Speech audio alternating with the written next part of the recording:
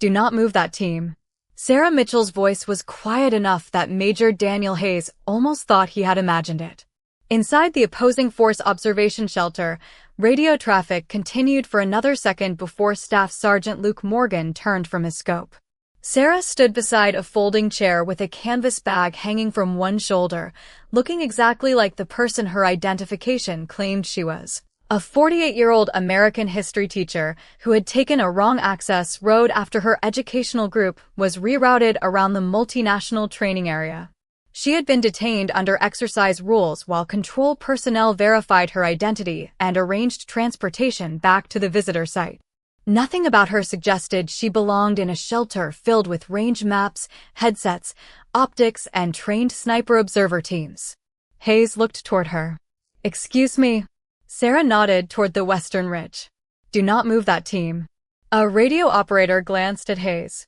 Seconds earlier, Position 4 had requested permission to shift approximately 20 yards along the ridge after losing a clear observation angle. Hayes had been preparing to approve it. "Why?" he asked. Sarah seemed to regret speaking. "It does not matter. You interrupted an exercise command. It matters now." She looked through the narrow observation window. Afternoon sunlight lay hard across the high desert, turning pale rock almost white. Heat shimmer floated above the dry ground. A range flag near the shelter pulled west, relaxed, then snapped again. Sarah watched the light instead of the ridge. "If they move now," she said, "everyone watching the valley will know exactly where they are." One of the younger observers gave a restrained smile. "From 20 yards of movement?" Sarah shook her head. "From what the movement changes." Hayes folded his arms. "Explain." She hesitated. "The sun is dropping behind them. Their current position keeps the reflective surfaces below the rock line. 20 yards to the right puts them against darker terrain. The angle changes." The younger observer looked toward Morgan. "She cannot see Position 4 from here." "Not without optics," Morgan said. Sarah met his eyes. "I did not say I could see them." Hayes studied her more carefully. "Then how do you know?" "Because I can see what is around them." Morgan returned to the spotting scope. He adjusted focus across nearly 2 miles of broken terrain until Position 4 disappeared into the folds of the ridge. He traced the proposed route. At first, he saw nothing unusual. Then the sunlight shifted by a fraction. A bright edge flashed against the darker background where the team would have moved. Morgan checked the angle again. The smile vanished from the younger observer's face. "Major," Morgan said, "she is right."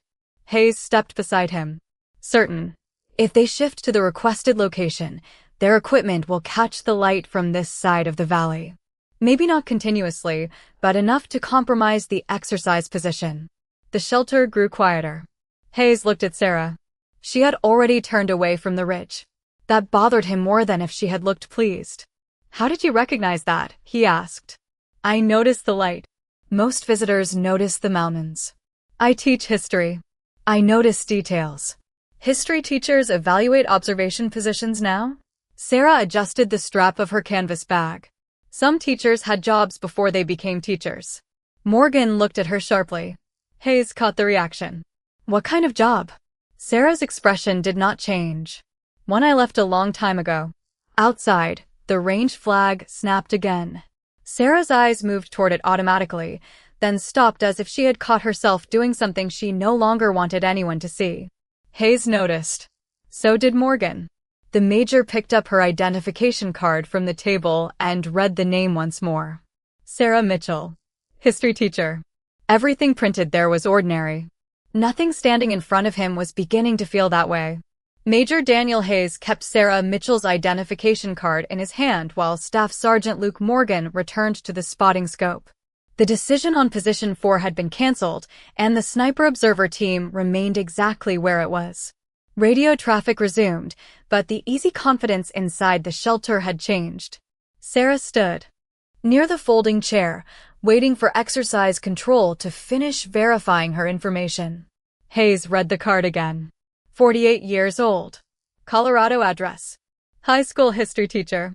Everything matched the information already transmitted from the visitor center. Your school district confirmed your employment, Hayes said. 17 years. Sarah nodded. That sounds right. You sound surprised. I stopped counting after 15. Morgan almost smiled. Hayes did not. Your educational group was scheduled to visit the historical training site 6 miles south of this sector. Correct. Your shuttle was redirected because of a road closure. Correct. You followed an access marker and ended up inside an opposing force control area. Sarah glanced at the map. That part was less intentional. Nothing in the verification suggested deception. That should have settled the matter. Instead, Hayes found himself looking toward the western ridge again. Do you study military history? I teach it when the curriculum reaches it. Do you study sniper training? Sarah's expression barely changed. No. Optics? No. Field observation? Not anymore. Morgan turned from the scope at those last 2 words. Hayes heard them too. Not anymore? Sarah looked toward the narrow window. You asked whether I study it now. Before Hayes could continue, a gust moved across the valley. The flag outside the shelter pulled hard to the west, but Sarah did not watch it for more than a second. Her attention shifted instead to the pale grass near the dry wash, then to the shimmer hanging above the lower ground. Morgan followed her eyes. You are doing it again. Doing what? You are not looking at our positions. Sarah said nothing. Morgan stepped away from the scope. Most people who realize sniper teams are on those ridges start searching for them. You have not done that once. Hayes looked at her. Morgan continued. She is watching everything that could reveal them. Light, grass, dust, heat movement. Sarah adjusted the canvas bag against her shoulder. You are giving me too much credit. Am I? Morgan pointed toward the valley. What are you looking at now? Nothing. Important. Then tell me what you noticed. Sarah hesitated. The wind at the shelter is not the wind over the wash. The younger radio operator glanced outside.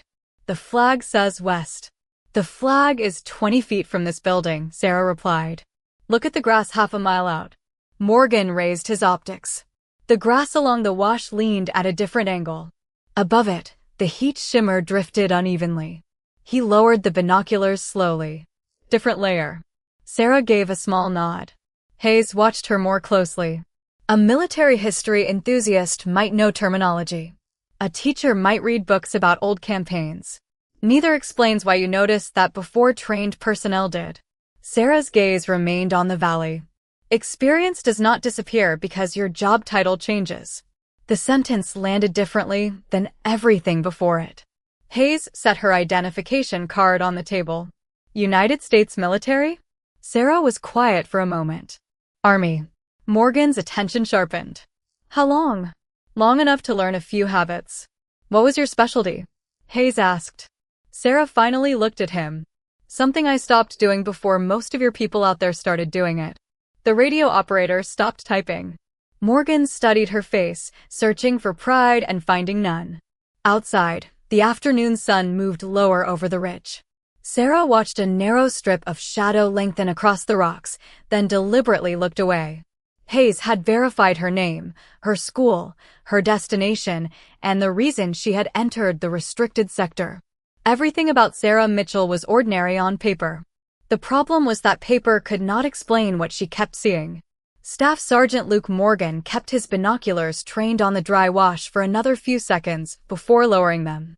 The wind difference Sarah Mitchell had noticed was subtle, the kind of shift that could disappear before someone thought to check it twice. Major Daniel Hayes stood beside the folding table, watching her with the patient suspicion of a man who disliked unanswered questions. You said your specialty was something my people started doing after you stopped, he said. That is not exactly what I said. Close enough. Sarah glanced toward the radio clock. Has exercise control confirmed my transportation yet? Not yet. Hayes nodded toward the western ridge. Until they do, humor me. One of the younger observers turned from his station. I have a question. Sarah looked at him. I suspected you might. He pointed toward a broad rise nearly 1.5 miles away. If you had to establish an observation position on that ridge, which section would you choose? Morgan looked toward Sarah, expecting her to study the terrain. She barely did. None of them. The younger observer smiled. None. Not under these conditions. That ridge gives you elevation, shade on the north face, and visibility across most of the valley. Yes. So why reject it? Sarah looked toward the dry wash instead. Because you are asking about ground when the problem is in the air. The smile disappeared. Hayes stepped closer to the window. Explain. Sarah seemed reluctant, but Morgan was already examining the valley through his binoculars. The lower ground has been heating all afternoon, she said. The air above the wash is moving unevenly. From this angle, the ridge looks more stable than it is.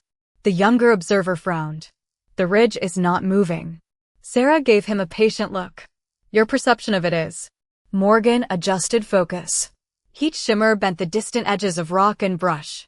The effect was slight, almost invisible until he stopped looking at the ridge itself and watched the air between them. She is right, he said. The thermal movement is distorting the apparent edges. Hayes looked at Sarah. And that matters because? Because if you trust the obvious landmark without accounting for what is between you and it, you start believing your own picture instead of the environment. Morgan lowered the binoculars. Something about the sentence felt practiced, not memorized, but lived. Where did you learn that? Sarah looked at the valley. By being wrong. The younger observer blinked. That is your answer? It is usually how people learn the lessons they remember. Hayes studied her. Were you an army instructor? Sometimes. Reconnaissance. Sarah did not answer. Observer training? Still nothing. Morgan noticed her attention shift toward a faint ribbon of dust beyond the wash. She watched it rise, flatten, and drift north before disappearing. There was no excitement in her face. No desire to demonstrate expertise. If anything, every correct answer seemed to make her less comfortable. The younger observer leaned back against his console. You know, if you were trying to convince us you had some mysterious military career, refusing to answer everything is not helping. Sarah looked at him. I am not trying to convince you. Then what are you trying to do? Get back to 32 students who think the Battle of Antietam is difficult enough without their teacher disappearing for an afternoon. Morgan smiled despite himself. Hayes did not. Before you became a teacher, what did you actually do? Sarah's eyes moved once more across the high desert, taking in light, grass, heat, and shadow in a single quiet sweep. I learned when not to trust what looked obvious. The younger observer shook his head. That still tells us nothing. Sarah turned toward him. Then maybe you are still looking at the wrong thing. Major Daniel Hayes let the silence sit for a moment. Sarah Mitchell had answered every challenge without sounding defensive, yet each answer made the ordinary identification card on the table seem less complete. Staff Sergeant Luke Morgan returned to his scope, but his attention kept drifting toward her. The younger observer folded his arms. All right. Maybe we are looking at the wrong thing. What should we be looking at? Sarah shook her head. I did not say you needed another lesson. You have given us 3 already. No. I answered questions.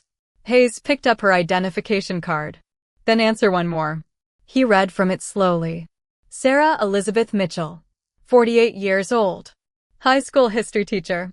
Colorado resident. He looked around the shelter. Nobody reacted. Does that name mean anything to anyone here? Morgan studied Sarah, then shook his head. The radio operator did the same. The younger observer gave a faint shrug. Never heard of her. Hayes returned his gaze to Sarah. Apparently your mysterious past is staying mysterious. Sarah's expression remained calm. Good. The younger observer frowned. Good. That means I did my job. Morgan's eyes narrowed. Something about the sentence struck him with the uncomfortable familiarity of words heard years earlier and forgotten everywhere except the back of the mind. What does that mean? He asked. Sarah looked toward him. Exactly what I said. Hayes placed the identification card beside the range map. Most people with specialized experience want someone to know about it. Most people eventually learn that being known and being useful are different things. Outside, wind brushed dust along the access road. The shelter flag shifted, but Sarah resisted looking toward it. Morgan noticed the effort. That interested him almost as much as her earlier observations. She was not trying to impress them. She was trying to stop revealing herself. A radio call came from Position 2 requesting an environmental update. Morgan answered, then heard the younger observer speak behind him. If nobody knows your name, what was the point of being that good? Sarah turned toward him. You think the point of a job is having strangers remember who did it? His confidence faded slightly. That is not what I meant. Then ask what you mean. Hayes stepped between them before the exchange could sharpen. Enough. He looked at Sarah. Exercise control has confirmed your school, your visitor authorization, and your transportation issue. They're arranging a vehicle now. Until it arrives, you remain here. Understood. Sarah reached down for her canvas bag and pulled out a thick American history textbook. Several folded lesson sheets protruded from its pages. The sight was almost absurdly ordinary after everything that had happened. Morgan watched her sit and open the book. What are you teaching this week? He asked. Civil War logistics. Not snipers. The corner of Sarah's mouth moved. My students have enough trouble remembering supply lines. The younger observer gave a quiet laugh, and even Hayes allowed the tension to ease. Then Morgan looked toward the ridge again. Still strange. Sarah kept her eyes on the book. What is? That sentence. Which one? That means I did my job. Her fingers stopped against the page for less than a second. Morgan saw it. I have heard something like that before. Sarah resumed reading. It is not an unusual idea. Maybe. Morgan searched his memory. A training classroom. Old observation case studies. An instructor whose favorite lessons were never about equipment, but patience. There had been stories attached to some of them, though most names had been removed from the material. He could almost hear a voice from years ago saying that the best observer was often the one nobody remembered seeing. Morgan looked at Sarah again. Did you ever teach military courses? I told you. Sometimes. Under your own name? Sarah finally raised her eyes. Hayes turned toward her too. For the first time that afternoon, the question seemed to reach somewhere she did not want them to follow. She closed the textbook gently. Sarah Mitchell is my own name. The younger observer shrugged. And it still means nothing to me. Sarah held his gaze for a quiet second. That is exactly how I wanted it. Sarah Mitchell reopened the history textbook, but she did not read a single line. Staff Sergeant Luke Morgan could tell by the way her eyes remained fixed near the top of the page. Major Daniel Hayes had returned to the range map, yet the unanswered question still hung inside the shelter. Sarah Mitchell was her real name. That much had been verified. The mystery was why she seemed relieved that nobody recognized it. A call from Position 4 broke the silence. Morgan answered, confirmed that the team was holding its original location, and returned the handset. Your advice saved them an embarrassing evaluation note, he said. Sarah kept her attention on the book. Then forget where the advice came from. You really mean that? Yes. Hayes looked over. Why? Sarah turned a page. Because the lesson matters more than the person who noticed it. The younger observer shook his head. You talk like an instructor. Teachers do that. Not like this. Sarah finally looked up. You would be surprised. She reached into her canvas bag for a folder of lesson notes. The textbook shifted across her knees. Something thin slid from between the back pages, struck the edge of the chair, and landed on the concrete floor. Morgan bent down before Sarah could reach it. I have it. The object was an old laminated observation card, faded almost colorless along the edges. Handwritten marks crossed the surface in pencil and blue ink. Time had softened most of them into ghosts. There were no current coordinates, no active unit references, nothing connected to the exercise outside.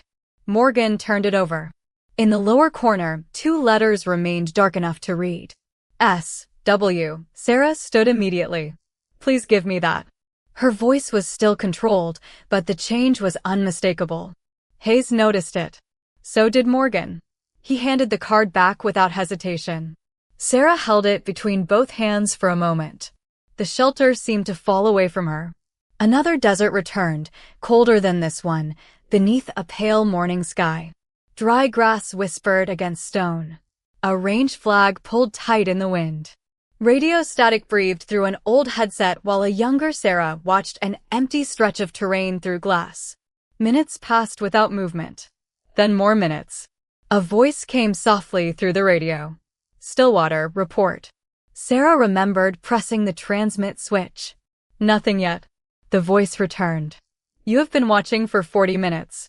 Her younger self had not moved. That is why I know nothing has changed. The memory vanished with the click of a radio handset in the present shelter. Sarah slid the card back into her textbook. Morgan had gone completely still. Stillwater, he said under his breath. Sarah looked at him. What did you say? Nothing. But his expression said otherwise. Hayes stepped closer. What do those initials mean? Sarah placed the book inside her bag. Something old. A unit. No. A course. No. The younger observer leaned forward. A call sign. Sarah's eyes settled on him, and the silence answered before she did. Hayes caught it. Was it yours? Sarah lifted the bag onto her shoulder. It has not been mine for a very long time. Morgan searched his memory. Stillwater. The word touched something buried. Beneath years of training, evaluations, and instructor lectures. He remembered an old classroom where a senior instructor had talked about patience until half the students thought the lesson was about doing nothing. The instructor had disagreed. Doing nothing and knowing why you were doing nothing were different skills. Morgan could not remember the case study attached to the lesson.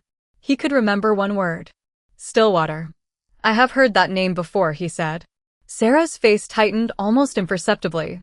Probably somewhere else. No. Morgan looked directly at her. It was training material. Hayes turned toward him. You are sure? Not yet. Morgan moved toward the terminal. Sarah watched him cross the shelter. Staff Sergeant. He stopped. It was the first time she had addressed him by rank. Leave it alone. Morgan looked at the quiet teacher, then at the old textbook hiding the card. Until that moment, every question had made Sarah guarded. This was different. For the first time, she sounded like someone asking the past not to follow her into the room. Staff Sergeant Luke Morgan did not touch the terminal. Sarah Mitchell's request had stopped him more effectively than an order would have. Major Daniel Hayes watched the exchange, then looked at the old history textbook now tucked inside Sarah's canvas bag. Maybe we are making this more complicated than it is, Hayes said. Sarah said nothing. You served in the army. You taught courses sometimes. You kept an old observation card. Stillwater was probably an instructor call sign. The younger observer nodded. That would explain everything. Morgan looked toward the western ridge. It explained enough to be comfortable. That was what bothered him. Hayes continued. Experienced range instructor becomes history teacher. Years later, some habits remain. There is no mystery in that. Sarah's shoulders relaxed slightly. Then perhaps we can leave it there. Morgan noticed the relief. For a moment, he almost accepted Hayes's explanation. Then a routine voice came across the observer network. Shelter, position 2 requesting environmental confirmation. Morgan answered the call, exchanged the necessary information, and heard another voice join the channel. It belonged to an older sniper instructor monitoring the exercise from the Northern Control Station. Morgan knew him only as Master Sergeant Ellis. An idea formed before he could dismiss it. Master Sergeant, quick historical question when you have a moment. Go ahead. Morgan glanced at Sarah. Does the name Stillwater mean anything to you? The effect was immediate. The channel went silent. Not static. Not interference. Silence. Ellis returned several seconds later. Who told you that name? Morgan straightened. Hayes turned toward the radio. Sarah closed her eyes briefly. I found initials on an old observation card, Morgan said. The person carrying it is a former Army instructor. That is not what I asked. Ellis's voice had changed. Who told you the name? Morgan looked at Sarah. She did not. I remembered it from training material. Another pause. What is her name? Morgan hesitated. Sarah spoke before he could answer. Leave it alone. Ellis heard her through the open microphone. The channel became quiet again. When he spoke, his voice was almost careful. Was that her? Morgan did not answer immediately. Hayes stepped closer. Master Sergeant, this is Major Hayes. We have a civilian here who previously served in the Army. We are verifying an old training connection. Nothing more. Sir, with respect, if you are asking about Stillwater, it may be more than an old training connection. Hayes looked at Sarah. The easy explanation had lasted less than a minute. What exactly was Stillwater? He asked. Ellis answered slowly. I am not the person who should explain that. Who is? Master Sergeant Robert Callahan. He is at exercise control today. Morgan recognized the name. Callahan was one of the senior instructors overseeing the multinational evaluation. Hayes looked toward Sarah. Do you know him? Her expression gave nothing away. I knew many people. That was not my question. It is still my answer. Morgan finally moved to the terminal. This time Sarah did not stop him. He opened the historical training archive available to exercise evaluators and entered the call sign. Stillwater. Several references appeared. None looked dramatic. Observation doctrine. Environmental interpretation. Instructor notes. Archived course material. Hayes leaned over his shoulder. That is it. Morgan opened the oldest reference. Most personal information had been removed, but one line remained.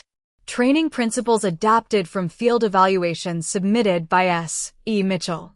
Morgan looked across the shelter. Sarah stood beneath the narrow window, afternoon light touching one side of her face. Sarah Elizabeth Mitchell, he said quietly. The younger observer stopped moving. Hayes read the line again. So I was right. Instructor. Morgan shook his head. Maybe, but if that were all, Ellis would not have reacted like that. He reached for the radio handset. Sarah finally looked directly at him. There was no fear in her eyes, only resignation. Morgan keyed exercise control. This is Observation Shelter 2. I need Master Sergeant Robert Callahan on a private channel. The reply came almost immediately. Stand by. Hayes watched Sarah while they waited. You could still tell us what we are about to find. Sarah looked toward the ridge. You already decided I was an instructor. Was I wrong? The radio clicked before she answered. An older voice came through the speaker. Callahan here. Morgan drew a breath. Master Sergeant, does the call sign Stillwater mean anything to you? Nothing came back for 5 long seconds. Then Callahan asked one question. Where did you hear that name? For 5 seconds, nobody inside the shelter answered.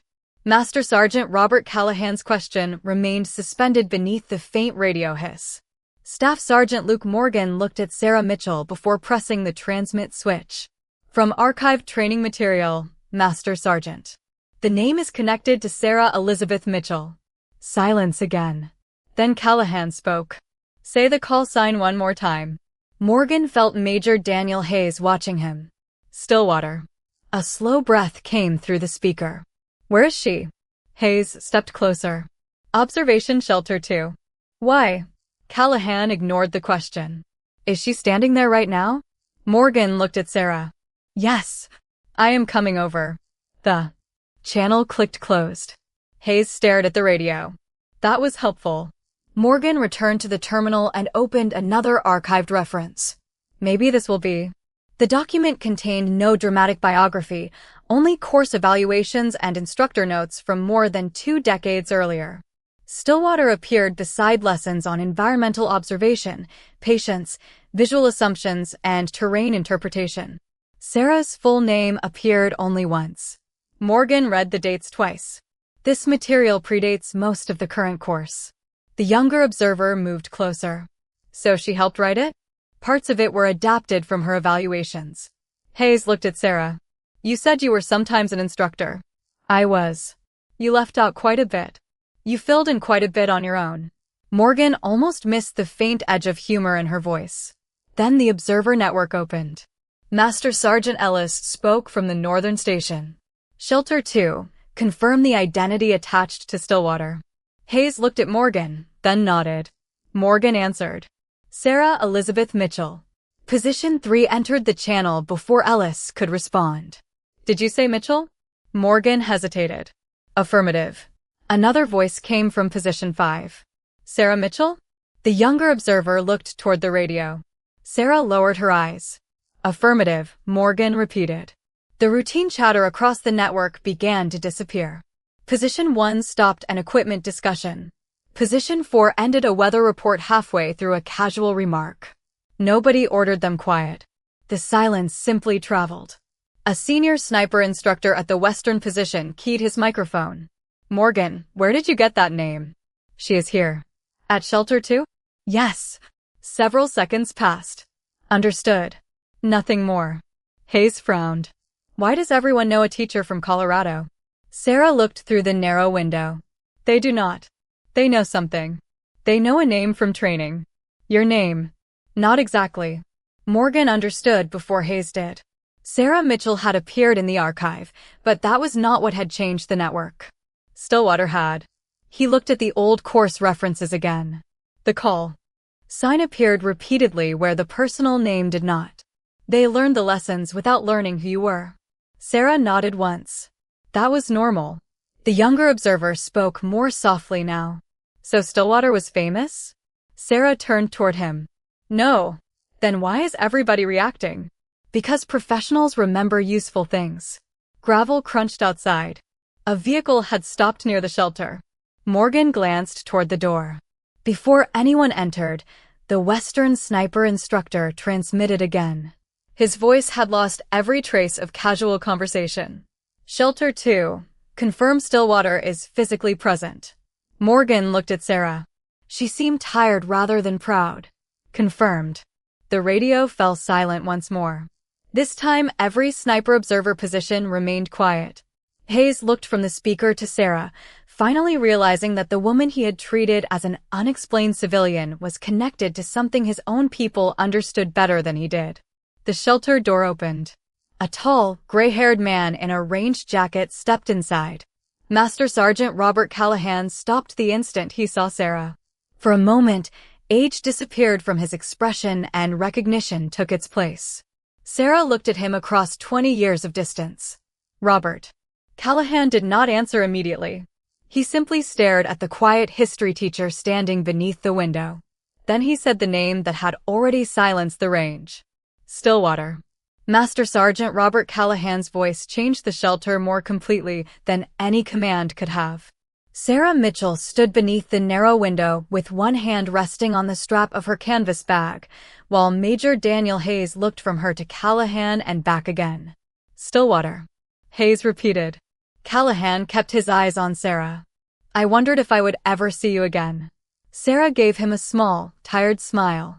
I was hoping for a less complicated reunion. You always did prefer quiet rooms. This one was quiet until you arrived. Staff Sergeant Luke Morgan almost smiled, but the silence across the Sniper Observer network held everyone's attention. Hayes stepped forward. Master Sergeant, I need someone to explain what is happening. Callahan finally looked at him. What do you know? Sarah Mitchell is a former Army instructor. Some of her evaluations influenced training material. Apparently her call sign was Stillwater. That is accurate. It does not explain why every position on this range suddenly stopped talking. Callahan glanced toward the radio. Because some of those instructors learned principles that came through people she trained. Others learned from instructors who learned from them. They may not know Sarah Mitchell, but they know Stillwater. Sarah lowered her gaze. Robert. I am not turning this into a ceremony. Good. Callahan looked at Morgan's terminal. Did you find the old environmental observation material? Morgan nodded. Only archived references. That is most of what remains. Hayes studied Sarah. So you developed those methods? Sarah shook her head. No single person develops a way of seeing. You learn from people before you, add what experience teaches you, and pass it forward. Callahan's expression softened. That answer has not changed. The younger observer, who earlier had said he had never heard of Sarah, stood near the radio console without speaking. Finally, he asked, were the stories true? Sarah looked at him. Which stories? That Stillwater could watch a position for hours and notice the one thing everyone else ignored. Callahan answered before she could. The stories became larger than the person. Sarah nodded. They usually do. Hayes looked through the shelter window toward the ridges. And today you saw position 4 because of the light. I saw a condition that could expose them. Then the wind over the wash. Anyone could have noticed it. Morgan shook his head. But we did not. Sarah met his eyes. Then next time you will. The simplicity of the answer left nothing to argue with. Hayes picked up her identification card. When I asked who you were, you told me Sarah Mitchell. Because that is who I am. But that is not what they were reacting to. Sarah looked toward Callahan.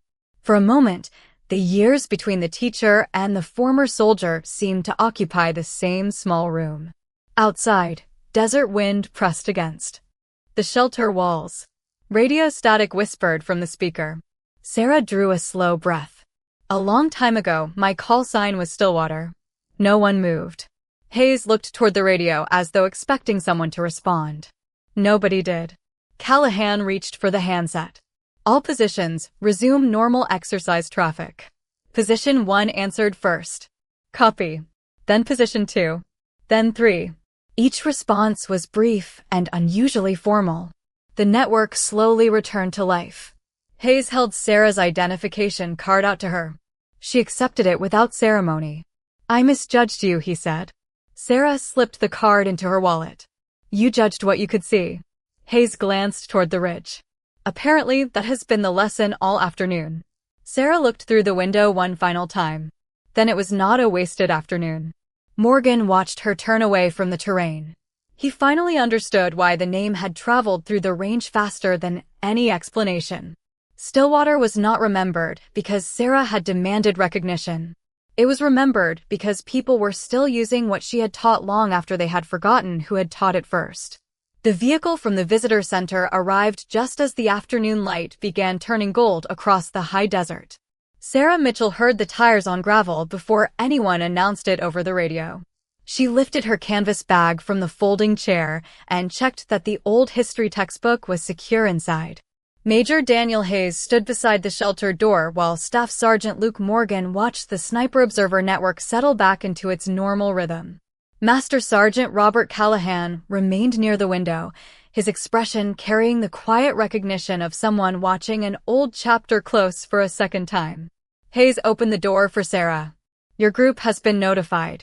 They know you are on your way back. Thank you. For what it is worth, I owe you an apology. Sarah paused. For verifying who entered your sector? For deciding I understood you before I had enough information. Sarah considered that. You checked what you could prove. Next time, leave room for what you have not learned yet. Hayes nodded. Slowly.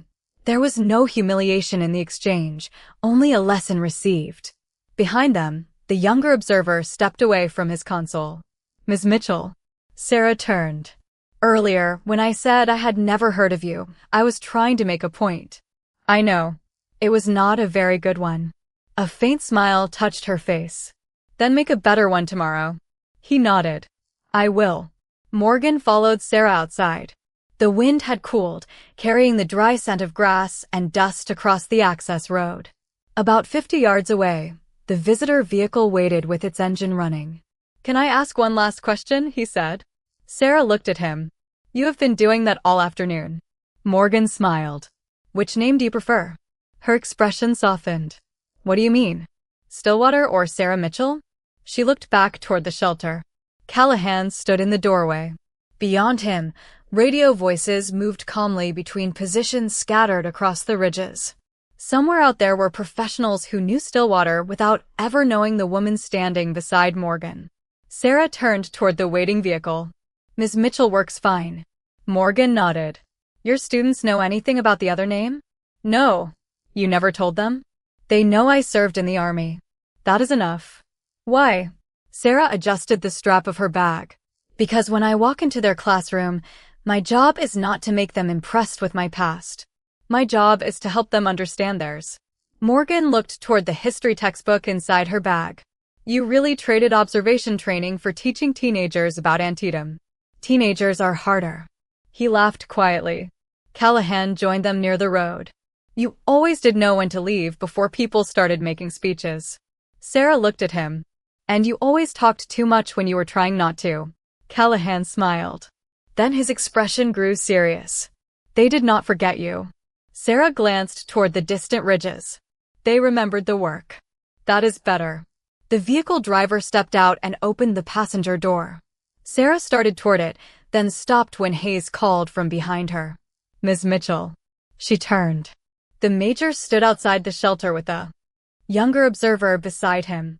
Neither saluted. Neither needed to. Hayes simply nodded once. Sarah returned the gesture and climbed into the vehicle. As it rolled down the access road, Morgan watched until dust and distance made the quiet teacher look ordinary again. He thought about the old training notes, the environmental lessons, and the call sign that had crossed the range faster than any explanation. Stillwater belonged to people who remembered what Sarah had once taught them. Sarah Mitchell belonged to 32 students waiting for their history teacher to return. She had chosen the second name without rejecting the first. Some people spend their lives trying to become legends. Others leave the legend behind and carry only what still has purpose. A legend is what strangers remember. A life is the name you choose to keep.